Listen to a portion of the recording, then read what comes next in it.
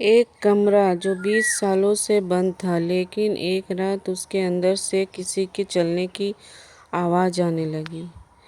जब दरवाज़ा खोला गया तो जो मिला उसे देखकर पूरे गांव के होश उड़ गए। एक छोटे से गांव में एक पुरानी हवेली थी। हवेली का एक कमरा 20 सालों से बंद पड़ा था। लोग कहते थे कि वहाँ कोई नहीं जाता क्योंकि रात में वहाँ से अजीब आवाज़ें आती थी। एक दिन गांव का एक लड़का अर्जुन सच जानने के लिए हवेली में घुस गया। रात को 12 बजे उसके ऊपर वाले बंद कमरे से किसी के कदमों की आवाज़ सुनाई दी थी। डरते हुए दरवाजे के पास पहुंचा। दरवाज़ा का मोटा ताला लगा हुआ था, लेकिन अंदर से किसी की चलने और फुसफुसाने की आवाज़ साफ आ रही थी। अर्जुन ने अगले दिन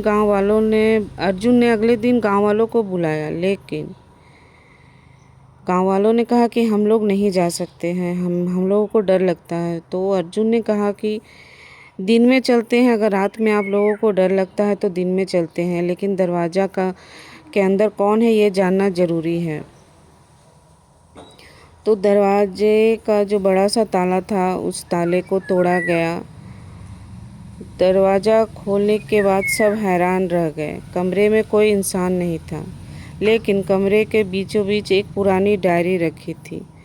डायरी के आखिरी पन्ने में लिखा था, अगर तुम यह पढ़ रहे हो तो मैं इस कमरे से निकल चुका हूँ, लेकिन मेरा राज अभी भी यहीं छिपा है। सबकी सांसें रुक गई। सब डायरी की बाकी पन्ने पढ़े गए तो पता चला कि हवेली के मालिक ने सालों पहले अपना खजाना दीवार के अंदर छिपाया था।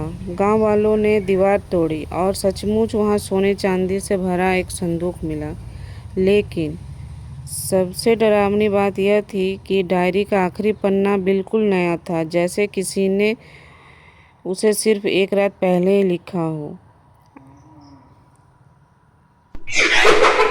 बंद कमरे में कौन था और डायरी का नया पन्ना किसने लिखा? आपको लगता है कि कोई था तो कौन था, भूत या इंसान? कमेंट में ज़रूर बताएं।